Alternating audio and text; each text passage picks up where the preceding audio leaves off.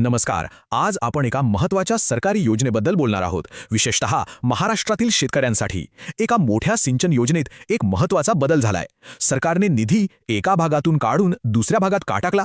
चला, हेच एकदम सोप्या भाषेत समजून घेऊया. तर मग सुरुवातच एका थेट प्रश्नाने करूया, नाही का? सरकारच्या एका महत्त्वाच्या सिंचन योजनेत असा कोणता मोठा बदल झालाय ज्याचा थेट परिणाम शेतकऱ्यांवर होऊ शकतो?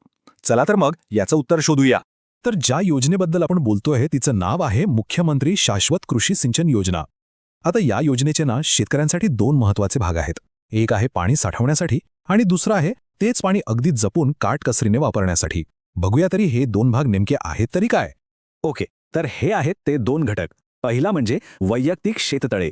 नावाप्रमाणेच यात शेतकऱ्यांना स्वतःच्या शेतामध्ये पाणी साठवण्यासाठी तलाव बांधायला मदत केली जाते. आणि दुसरा घटक आहे सूक्ष्म सिंचन.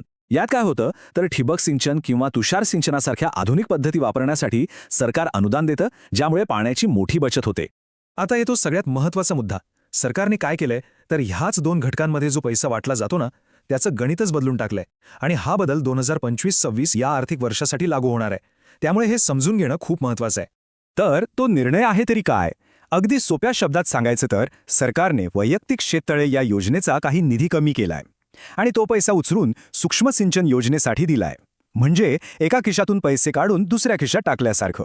बरं, पण मग प्रश्न येतो की नेमके किती पैसे इकडून तिकडे गेले? चला आता थेट आकडेच बघूया, म्हणजे आपल्याला संपूर्ण चित्र एकदम स्पष्ट होईल. ठीक आहे, तो सुरुवातीला बघा. वैयक्तिक शेततळे या घटकासाठी 2025-26 या आर्थिक वर्षाकरिता तब्बल 15 कोटी रुपयांचा निधी ठेवण्यात आला होता. आता गंमत बघा, या 15 कोटींमधून बरोबर 5 कोटी रुपये काढले आणि ते सूक्ष्म सिंचन या घटकाकडे पाठवले. म्हणजे लक्षात घ्या, 5 कोटी रुपयांचे हे स्थलांतर आहे. आता दुसरी बाजू पाहूया. सूक्ष्म सिंचन या घटकासाठी आधीपासूनच 100 कोटी रुपयांचा एक मोठा निधी मंजूर होता. आणि आता बघा, या टेबलमध्ये आपल्याला पूर्ण हिशोब एकाच ठिकाणी दिसतोय. वैयक्तिक शेततळे योजनेचा निधी जो आधी 15 कोटी होता तो आता झालाय 10 कोटी. आणि सूक्ष्म सिंचन योजनेचा निधी जो आधी 100 कोटी होता तो आता 5 कोटींनी वाढून 105 कोटींवर पोचलाय. म्हणजे सरकारचा फोकस कुठे बदलतोय हे या आकड्यांवरून अगदी स्पष्ट दिसतंय. ठीक आहे, तर पैशांबद्दल आणि आकड्यांबद्दल तर आपण बोललो, पण सगळ्यात महत्त्वाचा प्रश्न, शेतकऱ्यांपर्यंत हे अनुदान पोचतं तरी कसं? त्याची काही प्रक्रिया आहे का? हो आहे. चला, पुढच्या भागात आपण हीच प्रक्रिया स्टेप बाय स्टेप समजून घेऊया. तर ही संपूर्ण प्रक्रिया आहे ती पूर्णपणे डिजिटल आणि पारदर्शक आहे. सगळ्यात आधी लाभार्थ्यांची निवड होते. एकदा का निवड झाली की महाडीबीटी पोर्टलवरून पेमेंटची प्रोसेस सुरू होते. आणि सगळ्यात भारी गोष्ट म्हणजे पैसे थेट शेतकऱ्याच्या आधार लिंक्ड बँक अकाउंटमध्ये जमा होतात. मध्ये कोणी नाही. हे सगळे व्यवहार PFMS नावाच्या सिस्टममधून मॅनेज केले जातात. आणि शेवटी त्याचा एक रिपोर्ट सरकारला सादर केला जातो. एकदम सरळ आणि सोपी पद्धत. आणि हे काही आपण मनाने सांगत नाहीये.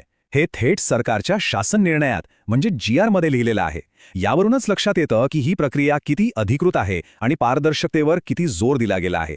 बरं, तर या सगळ्या चर्चेनंतर या बदलाचा नेमका अर्थ काय लावायचा? यातून आपल्याला काय टेकअवे मिळतं? चला आता या सगळ्याचा सार थोडक्यात आणि महत्त्वाच्या मुद्द्यांमध्ये पाहूया.